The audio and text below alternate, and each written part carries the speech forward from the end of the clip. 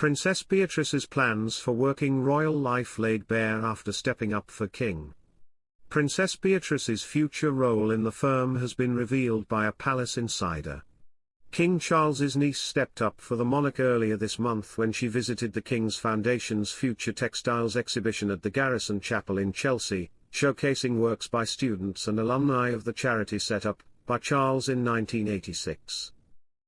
The visit was viewed by some as a show of support for King Charles and fueled speculation about Beatrice's role in the firm. However, a palace insider has told Hello! Magazine there is no plan for Beatrice to assume official royal duties despite her having stepped up to support the Windsors along with her sister, Princess Eugenie, while the King and Princess of Wales underwent cancer treatment. Hello viewers, please remember to subscribe and click on the notifications bell icon, so you will be notified whenever we upload new cookies about the British royal family. A royal source told the publication the princess might help out at things occasionally, as she did at the Prince of Wales's garden party earlier this year. They added, but it's not a phased introduction into royal duties, it's just her supporting the family. Beatrice helped Prince William in May at a Buckingham Palace garden party and spoke live on TV for an interview about the work of the Outward Bound charity, previously supported by her grandfather, Prince Philip. The revelation about her royal role comes weeks after Beatrice announced she and husband Edoardo Mozzi are expecting their second child together in the spring.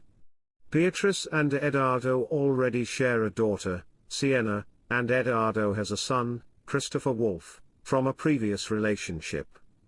On top of being a mum, Beatrice is Vice President of Partnerships and Strategy at software company, Affinity. She is also the founder of ByEQ, which advises companies on emotional intelligence. Ahead of her visit to Chelsea, Beatrice was in Abu Dhabi for the ADIPEC exhibition and conference where she spoke about the need for an inclusive approach to artificial intelligence, AI. Princess Beatrice set for unofficial new royal role as Prince Andrew mystery heats up. Princess Beatrice looks set for a new unofficial role in the royal family after she welcomes her second child. Princess Beatrice has a history of balancing charitable work with state duties despite not being a working royal, including stepping in for events King Charles is unable to attend in her position as Counselor of State. While her father Prince Andrew has been increasingly ostracized from the royal fold after his reported friendship with Jeffrey Epstein, his eldest daughter Beatrice has taken on more responsibility in recent years and looks set to claim a new role as unofficial ambassador for the UK in the Middle East. The princess, who is pregnant with her second child with husband Edoardo Mozzi, has been mingling with the region's power players during trips to Abu Dhabi and Saudi Arabia in recent months. The trips were linked to her position as vice president of tech firm Affinity, but also gave her a chance to talk up British business with the CEOs of some of the world's biggest companies.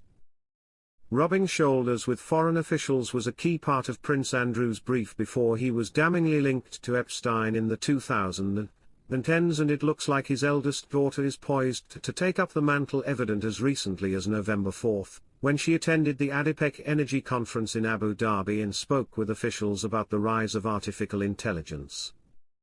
Beatrice was also spotted speaking to UAE President and Crown Prince of Abu Dhabi Mohammed bin Zayed Al Nahyan at a private meeting hosted the day before, also attended by the CEOs of Shell and EDF, the Vice President of Microsoft and Mark Carney, former Bank of England Governor and UN Special Envoy for Climate Action. Another trip to the Middle East in October saw the 36-year-old princess forge relations with some of Saudi Arabia's biggest companies and its $925 billion sovereign wealth fund at the Future Investment Initiative, and her sister Eugenie has reportedly also visited the region in pursuit of similar goals.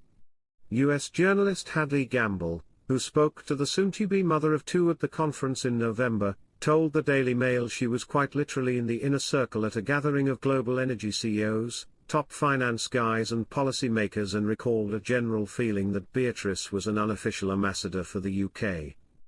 It comes after news that Prince Andrew has managed to hang on to his long-term residence at the Royal Lodge on the Windsor estate after King Charles stopped paying a multi-million-pound security bill for the property.